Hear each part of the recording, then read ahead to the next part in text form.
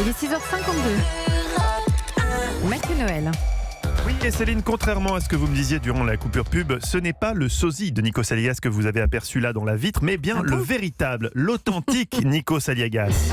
Élevé au tzatziki, frictionné à l'houmous dès son plus jeune âge, voici le débrief de la matinale de Nikos.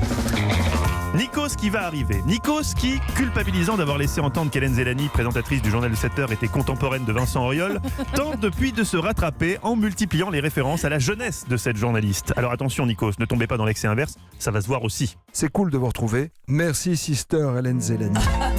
Wesh Kostis.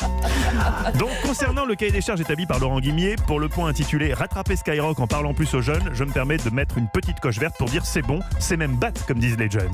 Parmi les autres ajustements gagnants que vous avez effectués dans la matinale Nikos, mention spéciale au nouveau concept dit du résumé du journal à la fin du journal, au cas où quelqu'un serait allé aux toilettes pendant le journal. C'était le journal de Céline Kallmann. Qu'est-ce que vous retenez de ce journal, Céline? L'info la plus forte du Faut journal. pas fumer de joint. Voilà.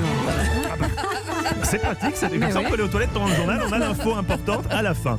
Le voilà qui arrive Nikos, vous avez raté Pardon le début. du retard. Au rang, en revanche, des inquiétudes, je me permets de vous... C'est dommage, vous avez raté les bons points. Je me permets de vous signaler ce double problème que présente depuis quelques jours le journal de 7 heures, de votre sister Hélène Zélani, qui contrevient à 2 points très importants du cahier des charges de Laurent Guimier.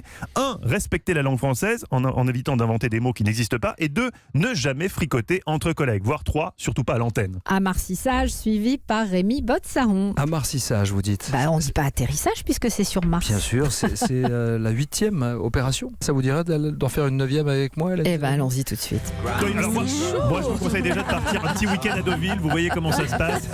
N'allez pas trop vite sur Mars. Heureusement, le 7-9 d'Europe 1, c'est aussi parfois écouter les consignes de la direction. Parmi ces consignes, celle de mettre en scène l'info pour créer soit un suspense, soit un effet de surprise. Et là, je dois dire que le message a été reçu 5 sur 5, comme on a pu le constater mardi, avec un sujet sur lequel pourtant toute tentative de mise en scène semblait vouée à l'échec, le retour de la gastro.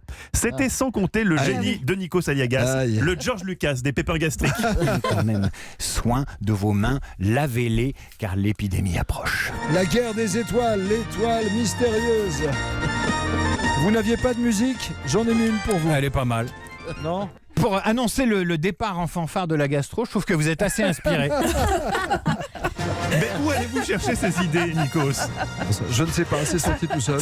C'est fou. Vous improvisez sorti comme tout ça seul. et la guerre des étoiles arrive sur la gastro. C'est Pourquoi plus pas? fort que moi. C'est très fort.